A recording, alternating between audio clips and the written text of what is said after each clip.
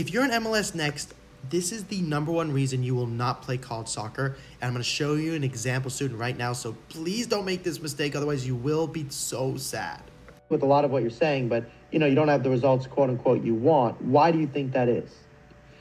Either because I started not super late, but I started late in the process 100%. I know that there are kids who are freshmen or sophomore going to these ID camps. I started this year, like a couple months ago. But even then, even starting a couple months ago, I have drawn a lot of attention, which I've seen.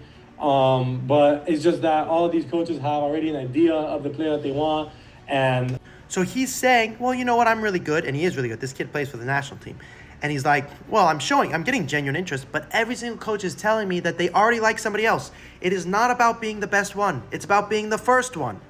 Since I'm starting this process so late and I haven't been in contact with most of them for a while, definitely some of them I'm not at the top of their list because I just started contact with them, even though I'm a good player. For example, I'll give you Middlesbrough's coach, Tim Peng. I talked to him. He followed on Instagram and on email.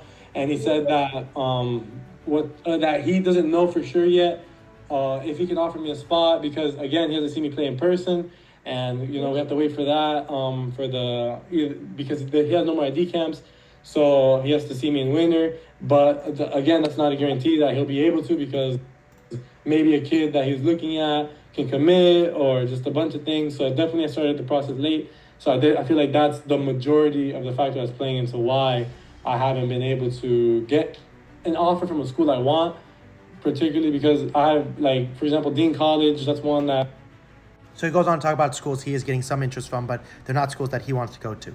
So if you don't start this recruiting process in 8th, 9th, 10th grade, you will have this kid you'll call me just like this kid and go, I'm really good and I should be getting interest, but it's late. And, basically he's just making excuses as to why he's not getting recruited. At the end of the day, excuses don't matter. You're just not getting recruited. Now, I'm going to still try and help him. So I still think we can be successful with him, actually, because he is really good and he just didn't do a lot of things right, even when he did reach out to school. So I'm going to try and help him. But I don't want this to be you.